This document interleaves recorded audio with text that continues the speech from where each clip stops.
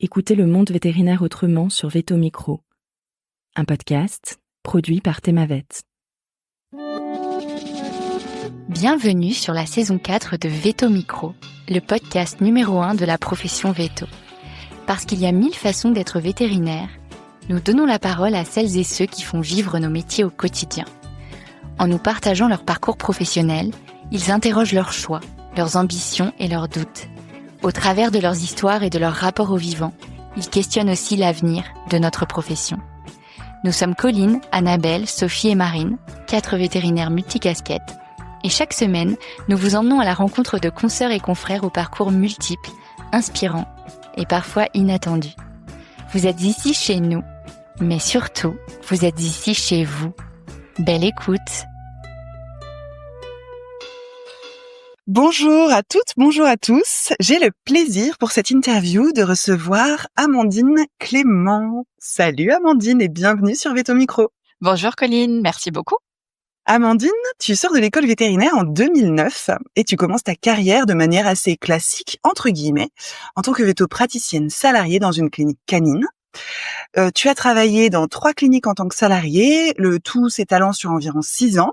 Puis tu as fait 1 année d'expérience en tant que collaboratrice libérale dans une 4e clinique. En 2017, tu prends un tournant dans ta carrière et tu rentres à l'Agence nationale du médicament vétérinaire en tant qu'experte évaluatrice durant 1 an et demi. Puis en 2019, tu deviens rédactrice spécialisée pour les éditions du Point vétérinaire chez One Health Media, où tu travailles d'ailleurs encore aujourd'hui. Depuis, tu cumules 2 autres métiers puisque tu es formatrice et jury d'examen pour Apivet et également vétérinaire père aidante pour le programme M. On aura l'occasion de revenir bien en détail dessus. Point vie perso rapide, tu es mariée à un vétérinaire et vous avez ensemble 2 petits garçons. Dans cet épisode, on va donc parler santé mentale, évolution de carrière, notamment hors pratique, père aidance et écriture, entre autres. Je te propose qu'on commence par la sortie d'école. Tu as commencé ta carrière en pratique canine. Qu'est-ce qui t'a amené à faire ce choix-là, de cette pratique-là et de faire de la pratique ? Alors, c'est une bonne question. Sachant que moi, je fais partie de la promo qui a rejoint la promo qui nous attendait, qui était en stand-by, puisque j'ai fait partie de la première année qui réunissait la prépa veto à la prépa BCPST. Donc, Okay. en fait, on a fait... attends, si je dis pas de bêtises, eux, avant, c'était en 4 ans, et nous, on a fait en 5 ans. Bref, je m'en mêle toujours un peu les pinceaux avec ces histoires-là, hein. Tu sais, je me suis laissée mener par mon bateau, parce que mon bateau, j'ai toujours été dans ma petite barque, faire des études, apprendre. Je suis arrivée aux études vétérinaires pas par hasard, mais en tout cas, moi, je fais pas partie des personnes qui avaient ce projet professionnel depuis l'âge de 2 ans, loin de là. Ok. Et donc, Okay. voilà, j'étais dans ma petite barque, tu vois. J'adore le projet professionnel à 2 ans. J'imagine le presque encore nourrisson qui dit oui, moi plus tard, maman, je serai vétérinaire. D'ailleurs, Ah oui, je travaillerai dans cette clinique et je serai spécialisée en ophtalmologie, n'est-ce pas? exactement. Mais tu sais que moi, j'ai toujours l'impression d'être un petit peu ce petit extraterrestre quand même, parce que j'en ai côtoyé pas mal, hein, des Oui. confrères, consoeurs ou même des amis de parcours qui me disaient si moi depuis l'âge de 3 ans c'était vétérinaire. Donc non, moi en fait j'étais dans ma petite barque, on va dire d'étudiante et d'apprenante.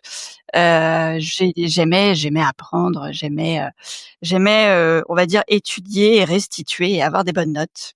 Et donc si tu veux, je peux pas dire que mon arrivée en pratique ait été une évidence. Il s'avère que la pratique canine, j'y suis venue au fur et à mesure des années, peut-être plus en m'inspirant de mes amis ou des personnes que je côtoyais qu'autre chose. Et puis, j'aimais les chiens, les chats, les petits animaux de compagnie. J'en ai eu moi-même quand j'étais jeune. Par contre, j'étais issue de la banlieue parisienne, dans le 92. Je ne voyais des vaches que lorsque j'allais en vacances en Haute-Savoie avec mes parents, et je n'ai jamais côtoyé de près des chevaux. Donc je dirais que c'était plus par on va dire affinité d'une certaine manière, mais aussi par méconnaissance totale du milieu rural ou du milieu équin, et puis du fait qu'effectivement j'avais eu des chats dans ma jeunesse, un lapin, des hamsters, pas de chien, et j'étais plutôt pas très connaisseuse, je sais pas si c'est le bon terme, en tout cas pas trop proche des chiens. Ça a été pour moi une découverte sur le parcours d'études, en tout cas via les quelques stages que j'ai pu faire, et encore, il y en avait pas beaucoup. Et donc en fait, je suis arrivée en pratique canine, mais pour être 100% honnête, la dernière année a été pour moi en fait une année compliquée. OK. On était en année donc finale là. Effectivement, j'avais choisi la canine, pas par défaut comme tu l'auras compris, mais par on va dire une suite logique de mon Mmh. parcours. Et malheureusement, bon, je pense que j'étais quand même bien stressée, que je sentais heu, l'ultimatum de la pratique arriver. Il fallait bien que je fasse un choix, fallait que je m'engage. J'étais en couple avec Cyril qui lui était déterminé à quitter l'école, comme beaucoup d'entre nous d'ailleurs, hein. Beaucoup de gens attendaient de pied ferme de pouvoir sortir du cursus scolaire, quand moi j'aurais peut-être préféré finalement y rester. Je me questionnais pour faire un internat parce que finalement j'avais quand même beaucoup d'appréhension, et j'avais peur, hein, de me lancer dans le métier. Et donc cette année a été compliquée. J'ai vécu un passage dépressif complexe cette année-là. En 5e année d'école, hein? La dernière année d'école, tu parles? Exactement, ouais, tout à fait. OK. Après, comme je te disais tout à l'heure, hein, je suis pas amnésique, mais on va dire un peu, j'ai du mal à organiser mes souvenirs et à les dater précisément dans la Mmh. chronologie. Par contre, en préparant quand même un minimum de notre interview, tu vois, je suis retombée sur un bilan de compétences que mes parents m'ont offert, très gentiment en janvier 2009. Donc c'était la dernière année. Mmh. Avant de passer, je pense que ma thèse était déjà dans les tuyaux. J'étais dans 5e année. Mais voilà, j'ai fait quand même un bilan de compétences pour voir un petit peu, essayer de prendre du recul et de me dire, «Mais attends, tu as fait véto, tu es prête à être véto bientôt, mais finalement, qu'est-ce que tu pourrais faire d'autre?» Mmh. Et alors qu'est-ce que tu as retenu de ce bilan de compétences? Qu'est-ce que ça t'a apporté, d'avoir ce moment-là dans ton parcours en tant qu'étudiante en dernière année? Eh bien écoute, sur le moment, comme ça n'allait pas fort, je pense que ça a été un petit îlot, on va dire, de prise de recul. Parce qu'en plus, Mmh. je crois me souvenir, hein, je t'avoue que j'ai peut-être effacé un petit peu ça de ma mémoire quand même, que j'étais rentrée chez mes parents quelque temps pour prendre un peu d'air, et puis Mmh. être un peu au calme. C'était une dame très gentille qui m'a accueillie, et c'était une connaissance familiale. Donc déjà j'étais un peu, si tu veux, coucounée. J'ai pas fait ça Mmh. avec une personne totalement inconnue, voilà. Ensuite, j'ai trouvé plutôt agréable de répondre à des dizaines de questions, et qu'on me fasse effectivement cette synthèse avec Mmh. plusieurs items qui me permettait d'y voir un petit peu plus clair sur effectivement mon profil. Et sur le moment, je garde en souvenir que la réponse avait été que j'étais finalement plutôt bien positionnée par rapport à mon profil dans ces études de vétérinaire, puisque sinon les autres options auraient été de faire médecine, on va dire au sens large, et ou enseignement. OK. Donc je me suis dit: «Bon, bah, je me suis pas totalement fourvoyée, je pense quand même que j'ai les capacités d'y arriver», bon voilà. J'ai été à ce moment-là, et et j'en parle dès maintenant sans aucun souci, traité pour cet épisode dépressif, sous antidépresseurs, et puis je suis repartie, peut-être comme en l'an 40, je me souviens plus exactement, mais en tout cas j'ai repris mon chemin dans les études.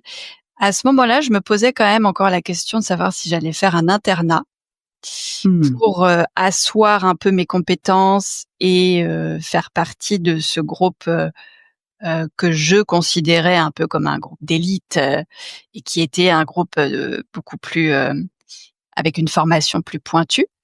Mais il était question de partir parce que alors je veux pas lui jeter la responsabilité, hein, pas du tout. Cyril était prêt à partir et il m'a encouragée. Il m'a dit: «Écoute, allons-y, go, on va y arriver. Il n'y a pas de raison, on va s'en sortir chacun de notre côté, on va pouvoir avoir nos propres expériences. L'école, c'est bien, mais c'est bien aussi de tourner la page». Voilà. OK. Du coup, tu as commencé, t'as suivi ces encouragements, tu t'es dit: «Allez d'accord, je fais pas l'internat, je commence un premier poste». Comment tu as vécu ces premières semaines, ces premiers mois en tant que véto-praticienne avec, tout ce qui s'était passé, le stress que tu avais, la dépression avec, un traitement, le fait d'avoir fait un bilan de compétences, d'être un peu rassurée sur, ta place? Au final, comment tu as vécu le concret de la première expérience professionnelle? Alors, le concret de la première expérience, tu vois, même si j'ai eu beau essayer de me rappeler, là encore, hein, je pense que ça reste c'est pourtant pas si loin, mais c'est un peu brouillon parfois. Alors, j'ai trouvé un poste qui était en Normandie. Donc, déjà on quittait Nantes, on a atterri vers Caen. Donc tous ces changements, en même temps, où il faut, se déraciner, trouver sa place, dans un nouvel environnement, aussi bien à titre personnel qu'à titre professionnel. C'est venu, clairement, il fallait que j'aille chercher dans toutes mes ressources, qui effectivement à ce moment-là devaient être un petit peu bancales. Et donc je suis arrivée en canine, et si je dis pas de bêtises, ce premier poste, j'étais dans une petite clinique satellite, un petit cabinet satellite d'une clinique mère, dans laquelle les patrons m'avaient positionnée en autonomie pour la journée, sur des consultations tout venant. Pas de chirurgie, par contre, des soins tout venant, voilà. Et donc, OK. j'étais responsable des consultations, seule à bord, avec les clients. C'était pour développer cette petite antenne-là. Donc, il y avait pas un nombre de consultations important dès le départ. Il fallait que je développe finalement un peu ça. Et ça allait de pair avec entretenir le lieu, faire des prises de sang que je gardais au frigo et qu'il fallait que je dépose le midi ou le soir après ma journée pour lancer les analyses. Ça allait de pair aussi avec faire le ménage le soir, le nettoyage, passer la serpillière, etc. Et tout ça à une bonne demi-heure, 3/4 d'heure de chez moi. Et donc, en fait, j'ai été en difficulté par rapport à tout ça. La difficulté venant du fait que ça faisait beaucoup pour une personne qui démarre dans la profession. Ah, tu m'étonnes. Voilà. Même si finalement j'avais pas un nombre de clients démesurément important. Par contre, tout nouveau client était précieux, je pense aussi, hein, et puis je le considérais comme tel évidemment, que j'avais à cœur de faire pour le mieux. Et donc là, se sont un peu cumulées mes premières épreuves. Voilà, donc des choses que aujourd'hui, avec du recul, je regarde comme évidemment, c'est anxiogène, évidemment, c'est pas du tout confortable. Et donc, le midi, quand il fallait que je me dépêche pour faire mes analyses, que je mangeais entre deux, et que le soir, je rentrais en pleurant tout le long dans ma voiture, c'était compliqué. Ouais, une première expérience un peu dans le dur, quoi, si je résume comme ça. Voilà, sachant que j'ai quand même mis les pieds, dans la structure mère, j'ai pu être présente, on va dire, parmi l'équipe, une équipe qui était constituée de 3 associés, qui avaient eux-mêmes déjà bien assez de travail et qui finalement, je pense, me laissaient beaucoup en autonomie, pensant que j'allais me dépatouiller. Mais pour moi, ça a été vraiment, je sais plus combien de mois, ça avait dû durer peut-être 9-10 mois. Pour moi, c'était un sacerdoce. Je l'ai mal vécu Mmh. et finalement, je pense que c'est ça qui m'a menée évidemment à leur dire que j'étais dans la capacité de vivre ça et que je n'allais pas continuer avec eux. OK, c'est toi qui es partie de ton propre chef? C'est moi qui suis partie de mon Ouais, propre chef, d'accord. sachant que, heu, là encore, honnêtement, je pense que j'ai un peu effacé des choses. J'étais tétanisée, j'étais stressée.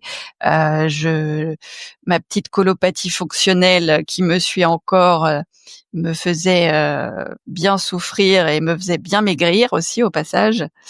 Mmh. Et donc il fallait que ça s'arrête.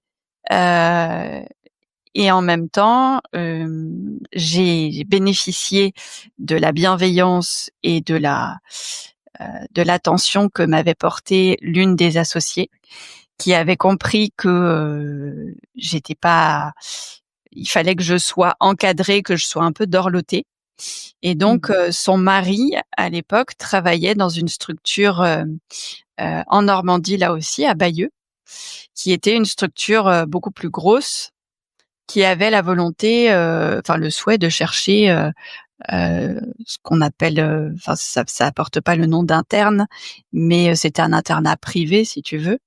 Stéphanie à l'époque avait proposé à son mari de, me prendre sous leur aile en tant qu'interne, Mmh. non loin à Bayeux et donc Génial. ouais, ça c'est vrai que ça a été, une super opportunité, à la fois de quitter cette situation over méga stressante. Et Mmh. de me retrouver, lovée un peu, dans une, clinique avec les reins plus costauds, Mmh. une équipe nombreuse, beaucoup d'ASV et cette posture de jeune vétérinaire à qui on allait, tendre la main. Mince, j'imagine que ça a fait une grosse diff. Je voudrais qu'on revienne sur, quelque chose avant de poursuivre là sur la suite de ta carrière en pratique. Mmh. Puisque tu as dit donc que tu avais été sous traitement pour, dépression pendant ta 5e année. Oui. Est-ce que tu étais encore traitée quand tu as commencé ton premier job? Alors, je pense que oui, honnêtement, je pense que oui. Tu sais, je fais partie, de ces nombreuses personnes, qui ont connu des périodes de traitement. Pour revenir encore un petit peu plus en arrière. Moi, mon premier épisode, qualifié effectivement de dépression, ça date de la prépa. À l'époque, un psychiatre, que j'avais vu m'avait prescrit du Prozac et j'avais dû le prendre effectivement pendant une période de temps donnée. Après, quand tu as 18 ans, forcément, tu suis une prescription. J'étais encore chez mes parents, je faisais pas n'importe quoi avec ça et je ne faisais pas j'avais pas dans l'idée, de faire ou de ne pas faire. Finalement, je suivais ce qu'on me disait de faire. Mmh mh. Donc je pense que j'ai été amenée à arrêter à certains moments, sur avis médical Mmh. et dans la prescription qui avait suivi, donc en 5e année, je pense qu'effectivement, j'ai dû peut-être prendre une année, quelque chose comme ça. OK. Mais il y avait pas, si tu veux, une fois délocalisée du cocon familial, où tu es en autonomie totale, tu dois te gérer et que tu as 25 ans, 26 ans. Je pense que j'avais pas de suivi par un psychologue ou par un psychiatre en particulier. C'était surtout des médecins traitants. D'accord. Donc, tu avais un traitement médicamenteux, mais pas vraiment de suivi psy. Non, non, non. Il y a eu des phases, mais bon, ouais. Ouais. Toi, aujourd'hui, si c'était à revivre, si tu arrivais dans un poste en étant traité, en ayant un traitement pour dépression, etc., comment tu penses que tu le gérerais? T'en parlerais? T'en parlerais pas? Tu penses que tu ferais comment? Pour être totalement franche avec toi, je suis comme tout le monde, c'est-à-dire que avant de parler de choses intimes, jusqu'à aujourd'hui, je m'assurais d'être quand même un peu en confiance avec OK. les personnes avec qui j'en parlais. Et puis c'est exactement ce qui ressort de beaucoup de podcasts, discussions et tout ce qui tourne autour de cette thématique, puisqu'en plus on est dans le mois ou l'année de la santé mentale, je ne sais plus exactement, tu vois, mais il y a un véritable tabou, il y a une honte aussi autour de tout ça, donc ça reste délicat, d'autant plus quand on ne connaît pas les gens. Moi, j'irai pas à brut pour point dire bon alors voilà, aujourd'hui je suis Amandine, et dresser ma carte d'identité et leur dire voilà qui je suis. Sachant que la santé mentale, elle est très évolutive.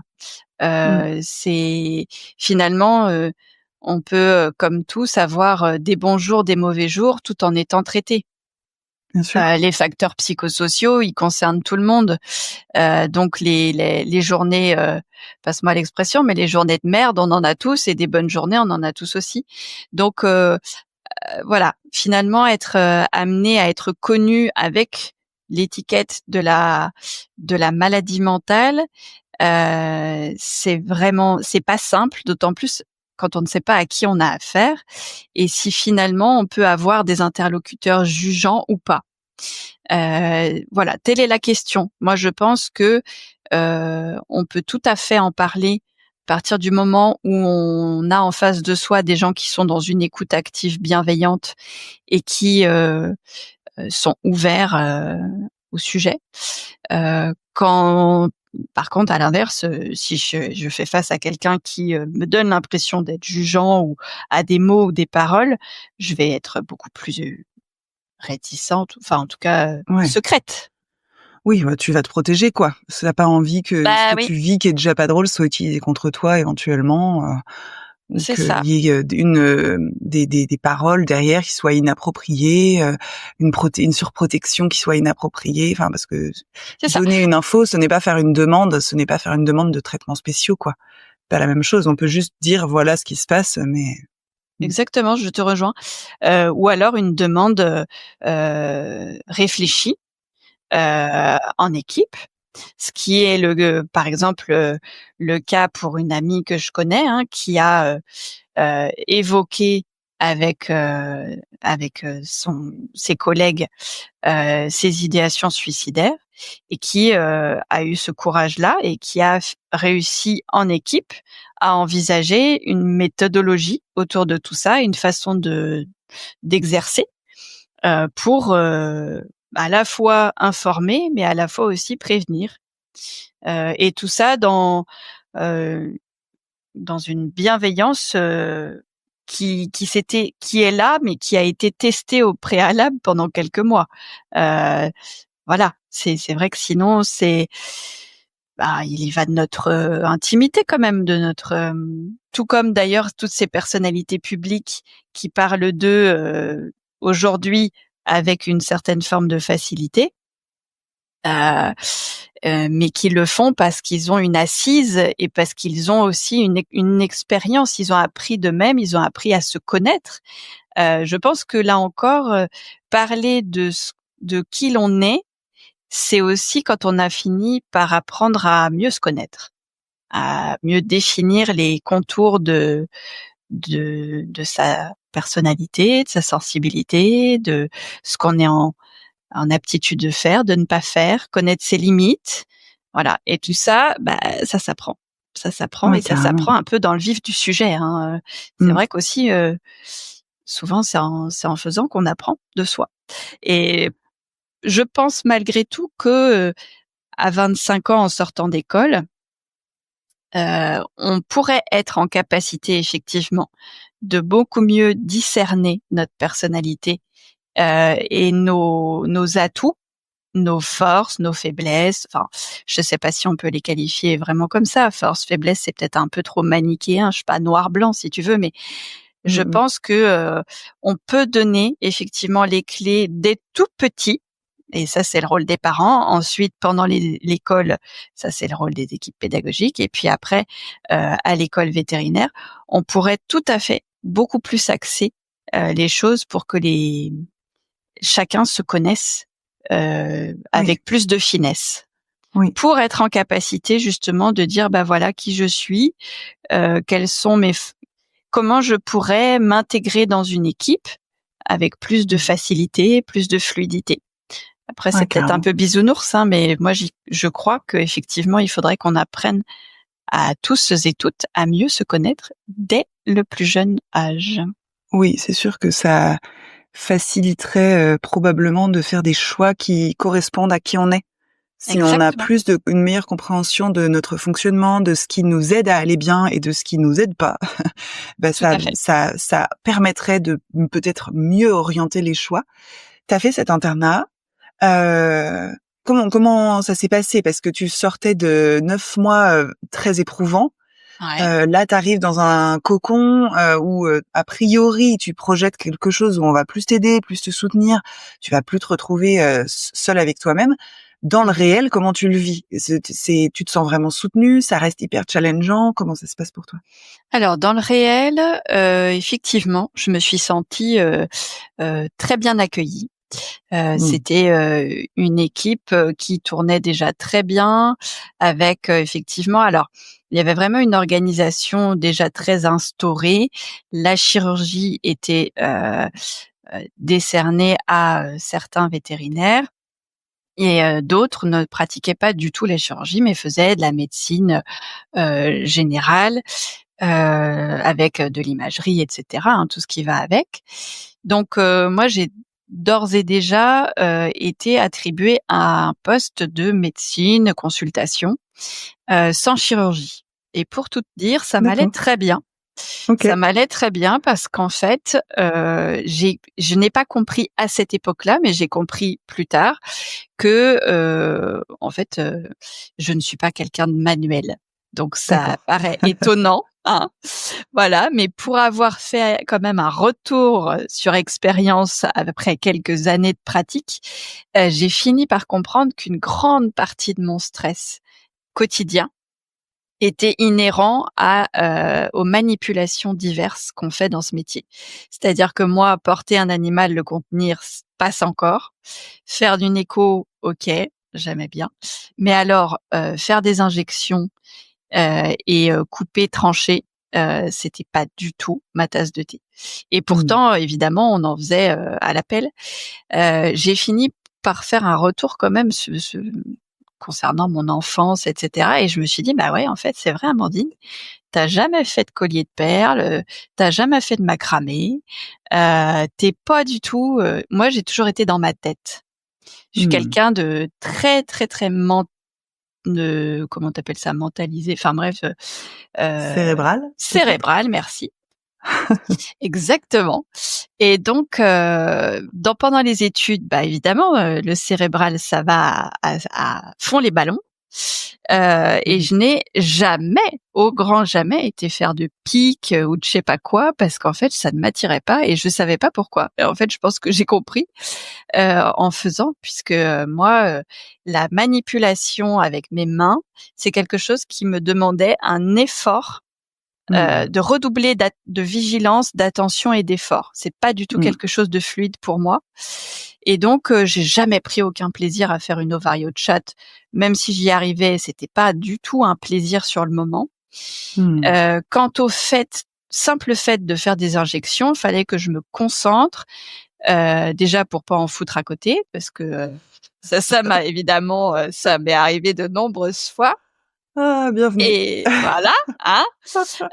Tu vois, le genre de truc où, déjà, tu te dis: «Bon, alors, il y a une technique, OK, très bien, mais enfin, il y a l'animal qui est là, vigile, hein, qui a pas envie qu'on lui fasse ce qu'on lui fait». Donc il fallait à la fois, effectivement, et ça tout le monde le sait, gérer, le stress du moment, la contention, l'animal pas forcément conciliant, et mes mains qui me faisaient pas forcément faire ce que j'avais envie de faire. Donc ça fait sourire et ça fait presque un peu, je dis pas que les gens se moquent de moi ou ne me comprennent pas, hein. C'est que quand j'explique ça, par exemple, à ma cellule proche familiale, Mmh. je vois bien qu'ils sont dubitatifs. Je vois bien qu'ils se disent, qu'ils comprennent pas bien. Et je pense qu'on ne peut le comprendre que quand on est comme ça. Donc Ouais. ce côté-là de moi a joué dans le fait que j'étais, beaucoup plus à l'aise pour établir un diagnostic, accueillir les clients, avec, toute mon écoute parce que ça je sais que j'aime faire et je sais bien faire.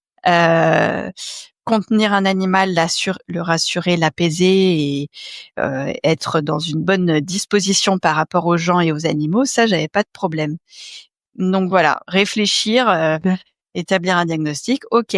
Par contre, faire les soins, ça me demandait plus d'efforts, plus de concentration, plus de stress et pour autant, j'ai été vite, je me suis un peu, auto, orientée vers les soins aux hospices parce que, il y avait un besoin. Il fallait, aider, toutes les équipes d'auxiliaires vétérinaires avec qui je m'entendais toujours très bien. Donc on faisait, des super tandems ou trios à gérer la douleur, appeler les clients, gérer, les cages et cetera. Et donc j'ai pris un peu ce poste-là assez naturellement, mais qui m'a valu, un peu de reproches quand même puisque je délaissais un peu la consultation au Mmh. profit, du suivi des animaux et cetera. Et en fait, c'était pas ce qui était attendu de moi. D'accord. Objectivement, il fallait quand même que je fasse de la consulte, voilà. Et donc, cette période a été très propice pour les apprentissages. J'ai beaucoup aimé, le travail en équipe, la relation aux clients, aux animaux. Mais il s'est avéré que, le jour où je suis, devenue maman dans la phase in utero, puisque ça commence là quand même, on devient, à mon sens, maman quand on tombe enceinte. Il y a eu un véritable chamboulement pour moi Mmh. et le souhait et l'envie de me protéger et de protéger mon enfant évidemment. Et donc je me suis retrouvée dans la situation de beaucoup de jeunes femmes qui se posent des questions sur, les risques inhérents de notre métier. Par rapport à une grossesse. Et donc il a fallu que je considère, des rayons X alors que je faisais des gardes de nuit, et que, j'avais une suspicion de dilatation-torsion qui se pointait. Et là, j'ai commencé à poser problème. Je ne sais pas si c'est bien formulé et ça en tout cas, je l'ai vécu comme ça, puisqu'il fallait que j'appelle un second pour venir faire la radio à ma place. Mmh. Et là, à partir de ce moment-là, mes relations avec, l'équipe, se sont, détériorées parce D'accord. que, c'était, alors ce sont les faits, c'est comme ça, c'était une équipe d'associés hommes qui avait décrété à l'époque qu'aucune femme ne deviendrait associée. C'était pas mon souhait, hein, mais Mmh. pour te décrire quand même un petit peu la philosophie du moment, les femmes, étaient au poste de salariés à faire de la consultation et les femmes enceintes, il fallait pas trop qu'elles se plaignent. En tout cas, c'était moins facile et donc j'ai découvert cette situation qui m'a mise en porte-à-faux et qui, m'a, on va dire, heu, encouragée à quitter, cette clinique. D'accord. Au moment où, en plus, on se posait des questions, sur notre devenir professionnel avec Cyril et puis le fait d'avoir un enfant pour des raisons personnelles, là aussi, on a souhaité se rapprocher notamment de la maman de Cyril, Mmh. et quitter, la région, Normandie Voilà, donc en fait, ce passage de à peu près 3-4 ans a été très bénéfique. J'ai appris sur moi, j'ai appris ce que j'aimais faire dans ce métier et ce pourquoi j'étais beaucoup moins à l'aise, voire même très mal à l'aise. Et pour autant, je me voyais pas faire autre chose puisque j'avais mon diplôme de veto et que veto, c'est quand même un beau métier et que veto, on n'arrête pas comme ça. Si on passe vers la fin de la partie pratique, qu'est-ce qui t'a donné envie de faire une expérience en collaboratrice libérale plutôt que salariée ? Alors en fait, tout simplement, ça m'a été proposé comme ça puisque c'était pas une option, il y avait pas d'autre option. En fait, D'accord. quand j'ai quitté Bayeux, je suis arrivée en Ille-et-Vilaine. J'ai eu une expérience effectivement courte au sud de l'Ille-et-Vilaine en tant que salariée, mais être maman, faire une demi-heure de route matin et soir, etc. C'était compliqué, c'était beaucoup plus dur pour moi. Et donc en fait, j'ai eu l'opportunité en allant me présenter au vétérinaire qui est dans ma ville, de me présenter à lui et pile poil à cette époque-là, il envisageait de ne plus être seul et de chercher quelqu'un. D'accord. Mais son souhait à lui était de chercher une personne en collaboration libérale et rien d'autre. Collaboration libérale en vue d'association. Voilà. D'accord. Donc le salariat n'était plus une proposition et je m'étais dédiée à ce moment-là. J'étais quand même pas très bien dans mes baskets en tant que vétérinaire. Hein. Je travaillais à mi-temps, j'avais énormément de stress. Enfin, c'était plus ça allait, moins ça allait, et je m'étais dit, ça sera l'expérience de la dernière chance dans ma tête. Parce que je me suis dit, c'est une collaboration en vue d'association.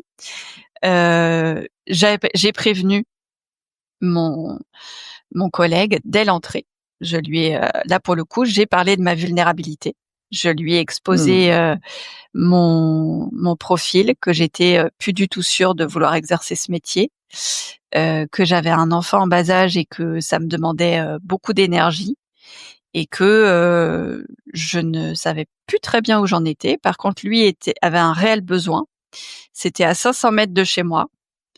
Donc on a fait le deal, voilà, de se dire écoute, t'es une jeune maman, il a été super pour ça, il m'a proposé un planning horaire qui était très approprié pour la jeune maman que j'étais, et il m'a proposé qu'on s'organise pour le mieux dans cette optique-là. Malgré tout, il fallait que je fasse de la chirurgie là pour le coup. Il fallait que je fasse de la bobologie, de l'abcès, voilà, et de la consulte. Et plus ça allait, et pour être honnête, moins ça allait. Voilà. Okay. Voilà. J'ai été quand même transparente avec lui tout du long de cette année en lui disant que ça, c'était intéressant de développer cette petite clinique. Alors, je quittais quand même un peu Armageddon pour une petite clinique qui avait peu de moyens et peu de matériel. Par contre, tout ce que je lui avais suggéré comme investissement, il l'avait fait. Il avait acheté un échographe, bref, des choses. Il était moteur et motivé. Et pour autant, ça n'allait pas. Je pense que de toute façon, la maternité, le stress, je maigrissais à vue d'œil. Et en parallèle, on a eu un projet de deuxième enfant et j'ai fait une fausse couche. Et c'est à ce moment-là, très précisément, que dans ma tête, je me suis dit, là, ça va plus. Ton corps somatise tout le temps. Ton corps te dit stop, arrête. Et voilà. Et c'est là que j'ai eu un petit peu entre guillemets, j'ai trouvé le courage de me dire, arrête la pratique et puis je cherche autre chose. Ok, donc t'as arrêté la pratique en ne sachant pas où tu irais après. C'est exactement. Tu vois, ça a fait écho à une célèbre phrase qui m'avait marquée lors d'un cours de repro à l'école Veto, par professeur Teinturier, très exactement, qui nous avait dit l'appareil génital est je sais plus comment il avait exprimé exactement, mais il avait dit il est très précieux. C'est un appareil qui ne fonctionnera que si tout le reste va. Si le reste va, ça va. Sinon, ça ne fonctionnera pas. Et ça a fait écho à cette époque-là en moi. Et je me suis dit là, mon corps, il me dit stop, comme ça. Ça, voilà, c'est ce que ça a pris forme dans ma tête comme ça. Et puis, il a fallu quand même que je sache, parce que si je savais pas où j'allais, franchement, je pense que j'étais en mode perdition. Donc, il s'avère que j'ai quand même cherché rapidement à me dire qu'est-ce que je peux faire dans l'environ, pas loin de chez moi, sachant que j'en suis passée par toutes les étapes. Je me suis dit allez, je vais aller faire caissière à Super U. De toute façon, je m'en fiche. Voilà, je crois que je broyais bien du noir à cette époque-là aussi. Mon mari Cyril a toujours été vraiment très très très présent pour moi et toujours à l'écoute et quand même de bons conseils. Et donc j'ai cherché, je sais plus où j'ai cherché, mais je suis tombée un peu comme par magie sur une proposition de poste à l'Agence nationale du médicament vétérinaire qui se trouve à une demi-heure de chez moi et qui commençait 2 mois plus tard. Donc bah ouais, j'ai candidaté, il devait pas y avoir foule de candidats, je crois pas. Et donc ils m'ont retenue à ce moment-là. Et donc en fait, il a dû se passer, je pense, 1 mois entre le départ de la pratique et le début de la suite. Alors en quoi ça consiste le métier d'experte évaluatrice au sein de l'Agence nationale du médicament vétérinaire? Alors, très précisément, moi j'étais au département de l'évaluation des dossiers d'AMM pour les vaccins vétérinaires. Il y a plusieurs départements au sein de cette agence et donc il y a les personnes qui évaluent des dossiers pour les médicaments vétérinaires autres que les vaccins. Donc là, j'étais vraiment dans le département immunologie. Le principe, c'était intégrer une petite équipe de 2, 3, 4, 5 personnes qui faisaient ce métier tous depuis soit 20 ans, soit 15 ans, grosso modo. Ah ouais. C'était des C'est gens la petite nouvelle, quoi. à la petite nouvelle, toute jeunette, arrivée de sa planète de la pratique. Et honnêtement, c'était la rencontre de 2 univers. Enfin voilà, moi je me suis sentie, je faisais partie quand même de la planète pratique et eux faisaient partie de leur planète expert évaluateur. C'était des gens qui n'avaient fait peu ou pas de pratique. Quand je dis peu, ça devait être 6 mois. Et qui ont vite été orientés vers ces postes-là. Et donc, excuse-moi, je réponds à ta question. On reçoit un dossier d'autorisation de mise sur le marché pour un vaccin de la part d'un laboratoire. C'est un dossier qui peut faire qui fait en général des centaines de pages avec différents volets. Un volet réglementaire, un volet scientifique, un volet avec des études.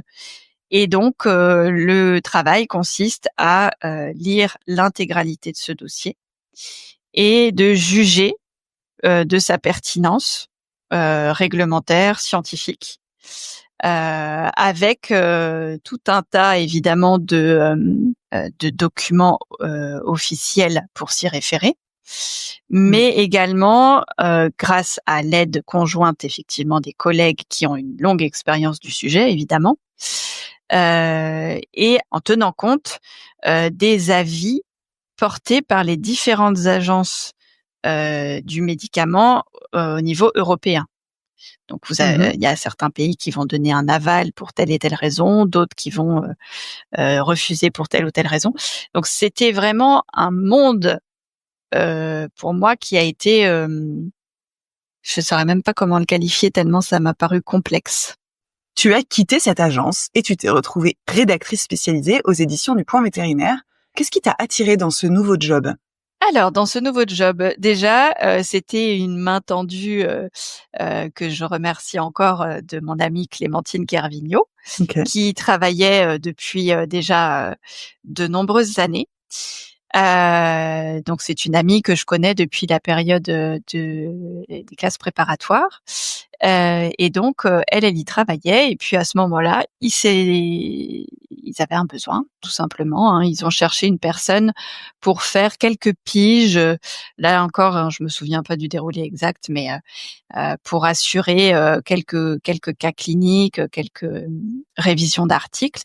Et dans le même temps, je me suis aussi présentée à l'équipe de la semaine vétérinaire, où là, pour le coup, c'était plus avec la casquette journalistique, vraiment telle qu'on l'imagine, c'est-à-dire aller assister à des conférences, faire des résumés de conférences, pour faire quelques interviews aussi pour l'hebdomadaire. Et donc c'est par la petite porte comme ça que je suis rentrée. Et puis petit à petit, j'ai pu faire justement le remplat de congé maternité d'une collègue. Ce remplat m'a permis de faire plus effectivement de télétravail, puisque l'entreprise est basée à Paris, hein. D'accord. Moi, j'habite en Bretagne, en Ille-et-Vilaine, et ce qui m'a évidemment confortée et dans ce choix et dans ce poste, c'est le télétravail d'une part, puisque je me suis retrouvée quand même, on va dire, après ces années où j'ai été quand même un peu, voilà, hein, malmenée par le rythme, les gens, le stress, etc. Les équipes la dernière équipe que je venais de quitter, dans laquelle je m'étais pas du tout sentie bien finalement.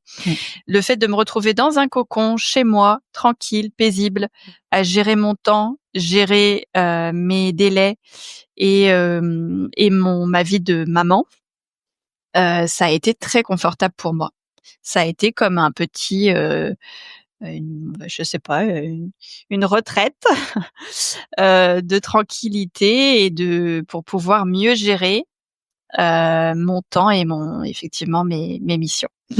Et donc alors il faut reconnaître aussi que dans mon profil, là encore, comme je te dis, je suis pas manuelle, je suis plutôt une cérébrale, et donc je suis aussi depuis toujours, j'ai toujours été, on va dire, une équilibriste entre les matières scientifiques et les matières littéraires.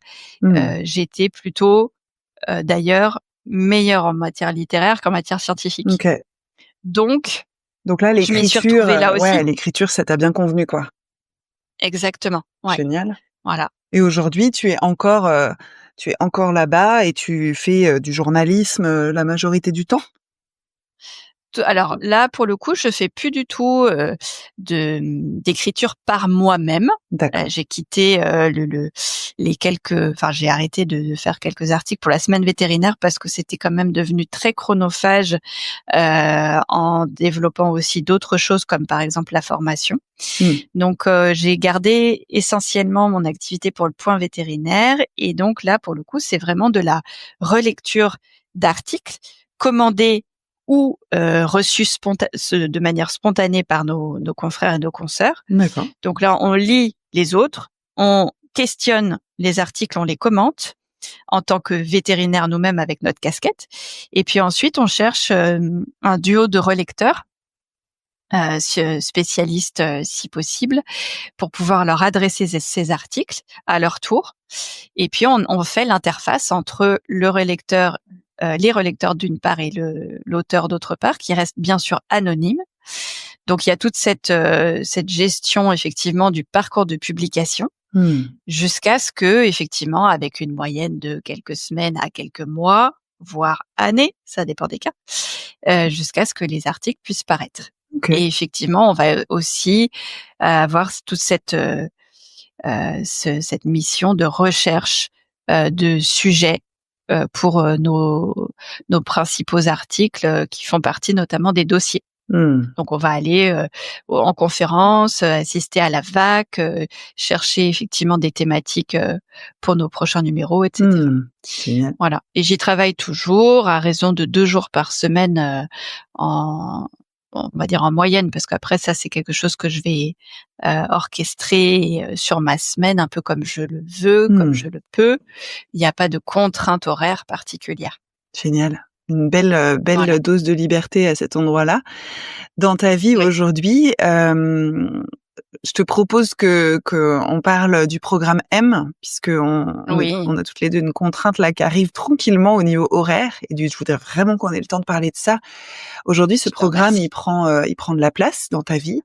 Je Tout à voudrais fait. bien que tu me dises comment tu l'as découvert, et ensuite que on ira dans le détail de ce que c'est, qu'est-ce que tu y fais. Mais comment c'est rentré dans Mmh. ta vie le programme M?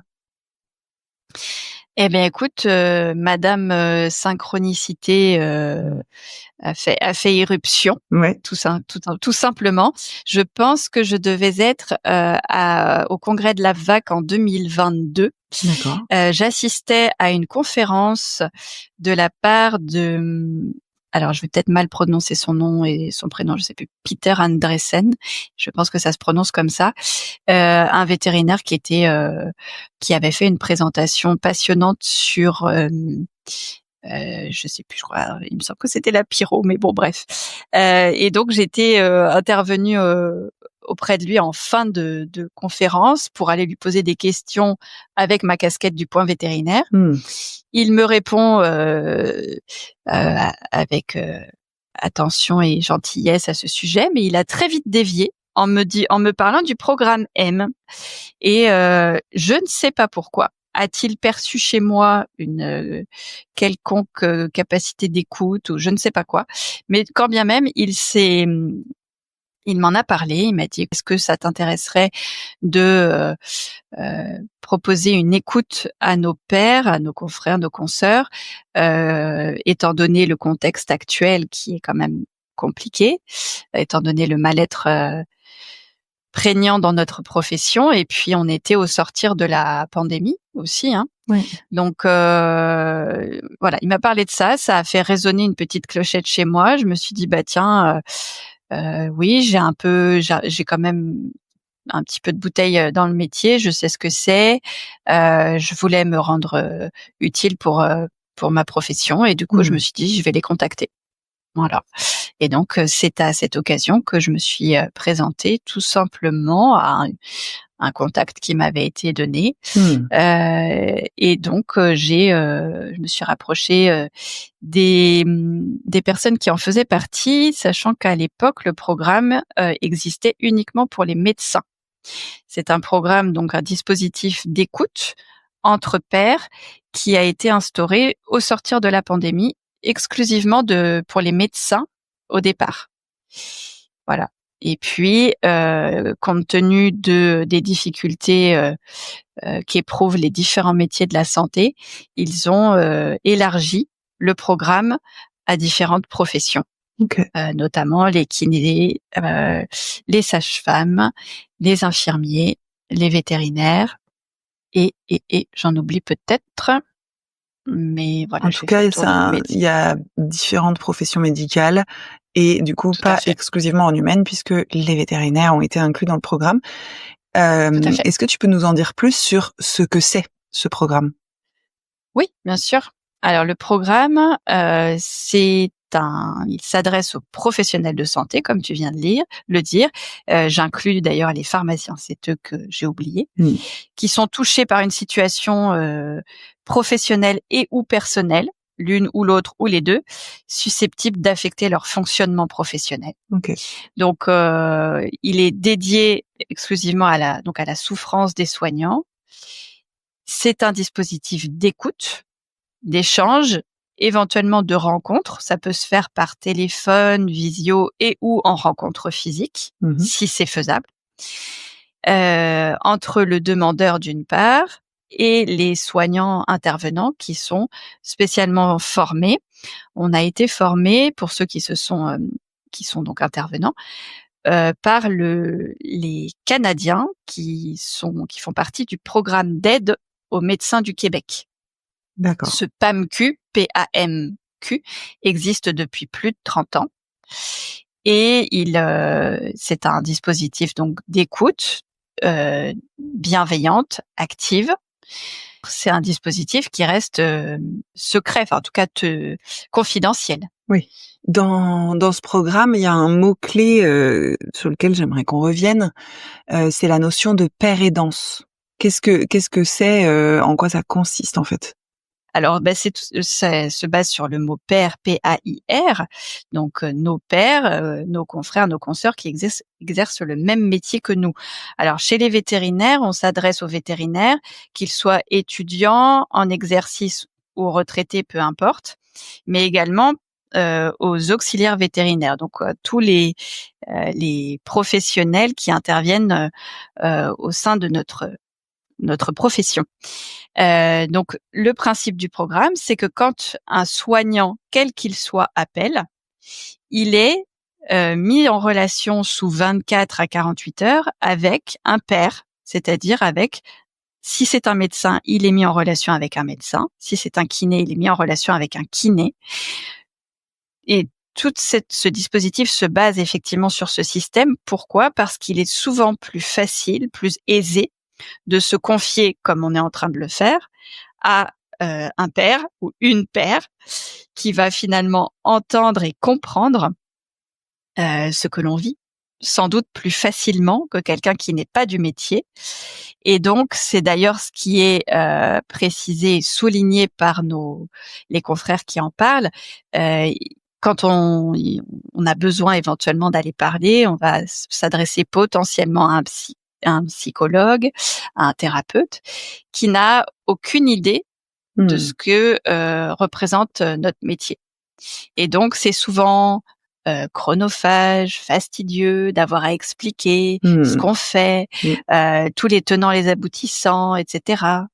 Pour peu d'avoir à recommencer avec un psychiatre, si on a besoin éventuellement d'être médicalisé. Ouais. Et voilà. Et je précise que il est très intéressant d'aller voir la petite vidéo de présentation du programme qui est présentée par Nazmine Gouler, qui est médecin urgentiste et qui est la présidente de ce programme, qui l'exprime très bien sur la vidéo en disant que les soignants, on va dire assez largement, ne souhaitent pas être psychiatrisés. Il y a un véritable frein à aller consulter pour des raisons qui regardent tout un chacun et qui sont souvent liées à la stigmatisation, à la honte, au tabou, etc. Et puis au temps que l'on n'a pas pour soi-même.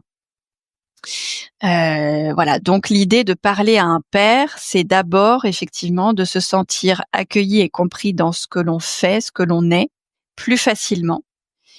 Et donc, notre rôle en tant que père aidant, c'est ça. C'est d'abord de l'écoute, de l'écoute. Il y a une petite phrase qui dit « on a 2 oreilles et une bouche ».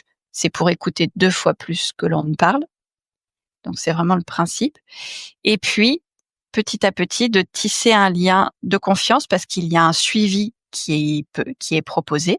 D'accord. Et de potentiellement proposer son aide, des solutions et qui peuvent prendre plein d'aspects, que ce soit une orientation juridique. Au sein du programme, il y a une assistante sociale qui peut aussi nous aider, nous orienter, nous aiguiller. On peut même faire appel aux intervenants du programme. Quand on a une question d'ordre de santé, on peut très bien aller poser la question à un des médecins qui est intervenant. Et notre objectif, c'est aussi de créer un annuaire et un réseau au niveau national pour justement venir en aide aux soignants, on va dire avec plein d'outils qui peuvent être mis à la disposition effectivement des soignants. Dans l'annuaire, il y a les noms de quel genre de profession ? Alors, cet annuaire-là, justement, on avait commencé à établir cet annuaire. C'est plutôt, on va dire, jusque-là, on a réussi à synthétiser les organismes majeurs auxquels on peut se rapporter. C'est vraiment un travail de fourmi et c'est un travail qui nous dépasse aujourd'hui encore. D'ailleurs, quand on fait appel à ces ressources-là auprès de, par exemple, on a suivi une formation la semaine dernière sur la gestion de la crise suicidaire qui nous a été proposée par un psychiatre qui intervenait dans le cadre de la formation du GEPS. Et ce psychiatre nous a dit ne vous faites pas d'illusions, hein, cet annuaire il n'existe pas.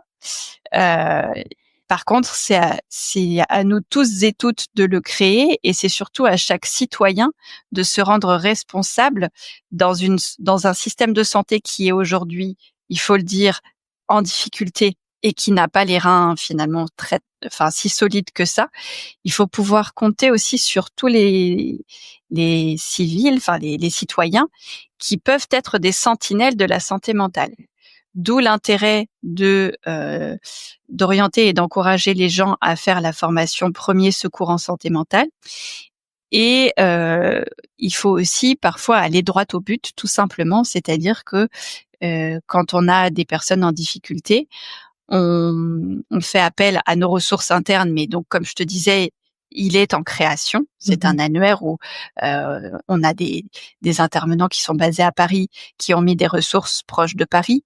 Moi, j'essaye de créer aussi un réseau qui est plutôt du côté de la Bretagne.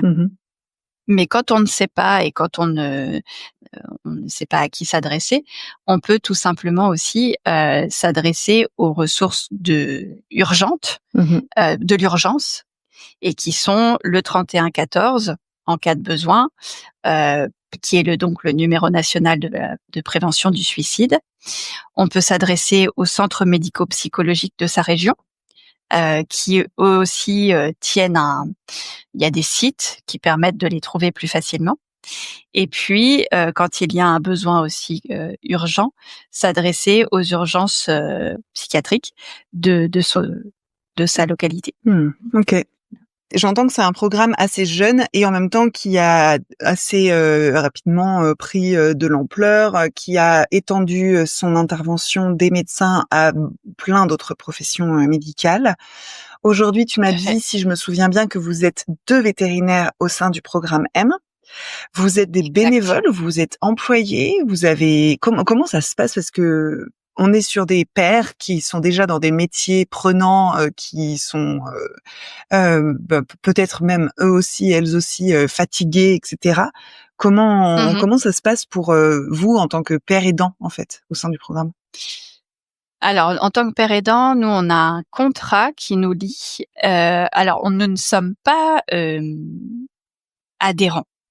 Nous ne sommes pas obligés, en tout cas, nous n'avons pas de lien d'intérêt quel qu'il soit avec la mutuelle. On est vraiment, par contre, nous ne sommes pas des bénévoles, puisque nous avons une rétribution en fonction de l'ampleur de chaque dossier.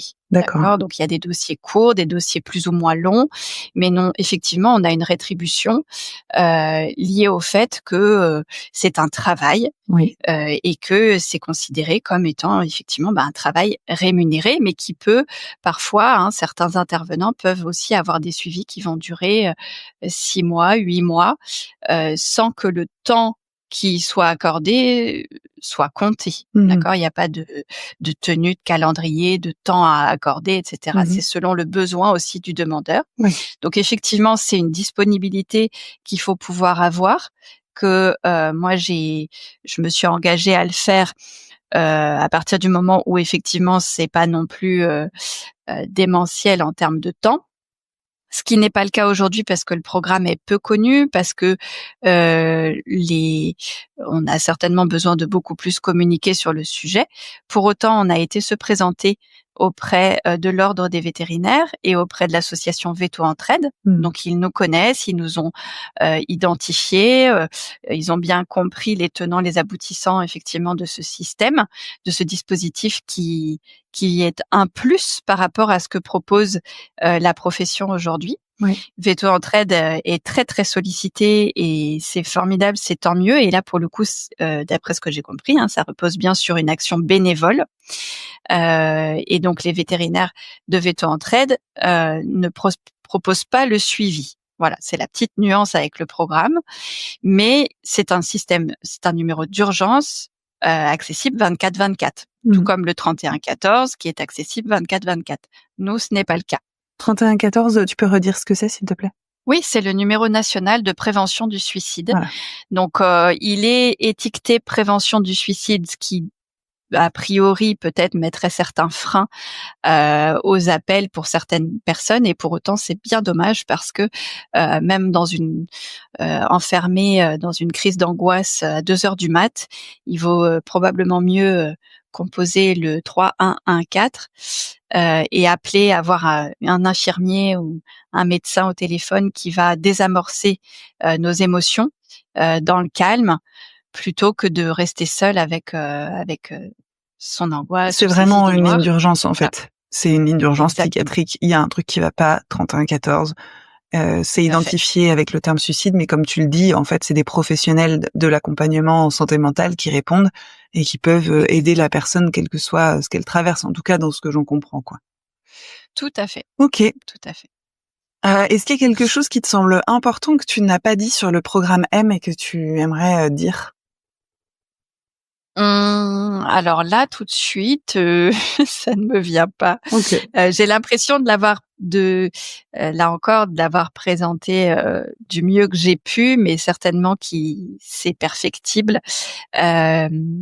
Voilà, donc en tout cas, il y a un site qui est très bien renseigné, et j'invite les auditeurs, s'ils ont un petit peu de temps, à même consulter les 2 webconférences qui ont été mises en ligne sur le site. L'une présentée par le professeur Bioy et qui traite du triptyque dépression, épuisement professionnel et burn-out. Et le second, qui est aussi passionnant parce que c'était par un intervenant passionné, le professeur Tarquinio, Ouais. sur justement l'état fragile des soignants actuels et les leviers sur lesquels il faudrait pouvoir agir pour protéger effectivement les soignants. Et puis aussi un axe biologique qui était passionnant à découvrir sur les effets du stress chronique et du trauma vicariant sur les soignants. C'était vraiment passionnant. Très bien. Donc, on peut Voilà. retrouver tout ça sur le site du programme M. Exactement. Oui. Super. Trop chouette. On va arriver tranquillement à la fin de notre interview, Amandine. J'aimerais bien te poser une question sur la notion de sororité. Tu as nommé ce mot quand je t'ai demandé ce qui t'animait parmi une longue liste, mais c'est ce mot-là que j'avais envie de faire ressortir. C'est quoi pour toi la sororité et comment ça se présente dans ta vie? C'est une belle question. Alors la sororité, pour moi, c'est vraiment le lien et l'entraide spécifiquement entre femmes. J'y suis très sensible puisque tout simplement très active et très liée à mes amies, en tout cas les femmes de mon entourage. Évidemment, je trouve puisque je suis une femme et que je communique et je dialogue beaucoup avec plus de femmes qu'avec des hommes, j'ai toujours trouvé ça très enrichissant. C'est plus facile pour moi de dialoguer avec des femmes, et je pense que le lien avec l'homme et mon image de l'homme que je dois apporter liée à l'image que j'ai du père et certainement d'autres hommes de ma vie, je trouve qu'il est plus délicat pour moi d'entrer dans l'intimité d'un homme. Et les émotions véhiculées par les hommes m'ont toujours aussi beaucoup plus bouleversée. Mes souvenirs d'euthanasie en présence d'hommes qui s'écroulaient littéralement et qui laissaient s'écouler tout leur mal-être à ces occasions-là très précisément. Voilà, je trouve que justement la sororité pour moi est quelque chose de très important, et pour autant, je trouve qu'une main tendue aux hommes est vraiment essentielle. Il est primordial, surtout en tant que mère de deux garçons, de faire attention aux émotions des hommes, que les hommes eux aussi apprennent à se connaître, à parler, à pleurer, à libérer tout ce qu'ils ont en eux, voilà, et à faire fi un petit peu de la virilité, de toutes ces choses qui les enferment de genre, un petit peu. quoi. Ouais, c'est ça. Exactement. Ok. Voilà, donc super. Merci beaucoup pour cette réponse. Est-ce qu'il y a un sujet, une chose importante que tu avais vraiment l'intention de dire pendant cette interview que tu n'aurais pas eu l'occasion de dire encore? Je crois que tu as compris que je parlais quand même beaucoup. Ah oui. et que j'aurais pu continuer encore longtemps, mais non, on va s'arrêter là. Et non, si, peut-être une chose quand même, c'est que je voulais parler justement de toi, de ce que tu fais en tant que coach. Excuse-moi, je sais pas si j'utilise la bonne étiquette, mais si, c'est bien. j'aimerais profondément que notre profession reconnaisse et surtout aille vers vous, toi, Anthony Bourg, qui fait aussi de la prévention au sein des écoles.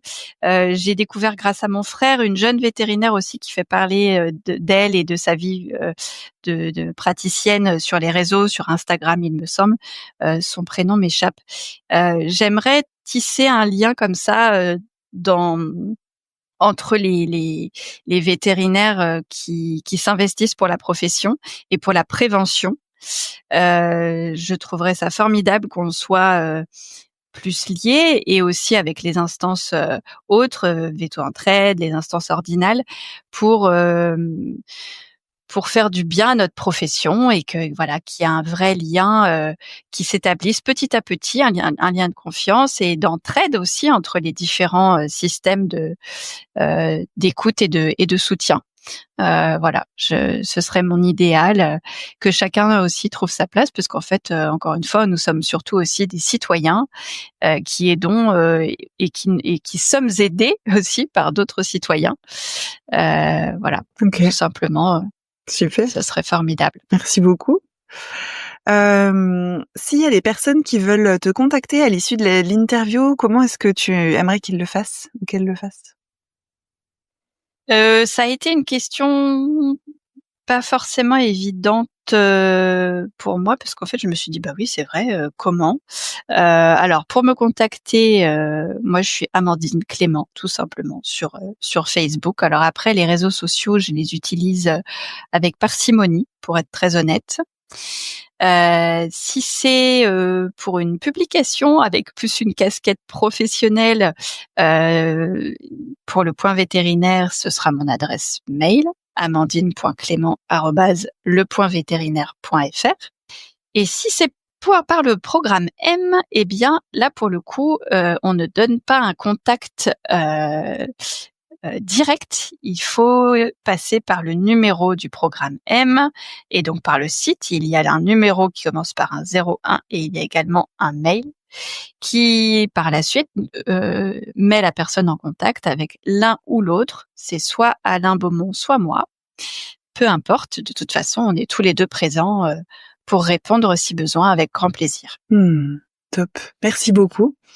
On va terminer avec la maxime, la citation, le proverbe, un peu la phrase qui t'a marqué ou qui t'accompagne encore aujourd'hui dans ton parcours ou dans ta vie.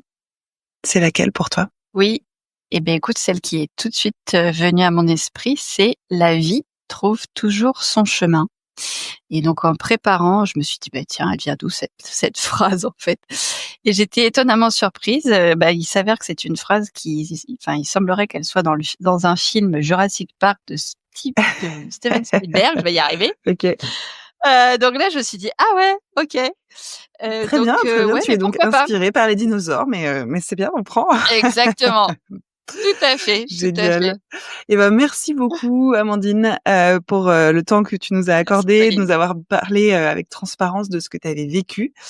Et puis je remercie toutes nos auditrices et tous nos auditeurs d'avoir été avec nous jusque-là, et je vous souhaite à toutes et à tous une très belle fin de journée. Au revoir. Au revoir. Merci d'avoir écouté cet épisode de Veto Micro. Si le cœur vous en dit, partagez-le à vos amis et à vos collègues, abonnez-vous au podcast et mettez-nous une note de 5 étoiles avec un gentil commentaire. C'est ce qui nous permet de remonter dans les classements et de donner de la voix à la profession. Si vous souhaitez participer à Veto Micro, nous suggérer des invités ou tout simplement nous écrire, faites-le sur l'adresse podcast@temavet.fr. Prenez soin de vous et à la semaine prochaine pour écouter une nouvelle façon d'être vétérinaire.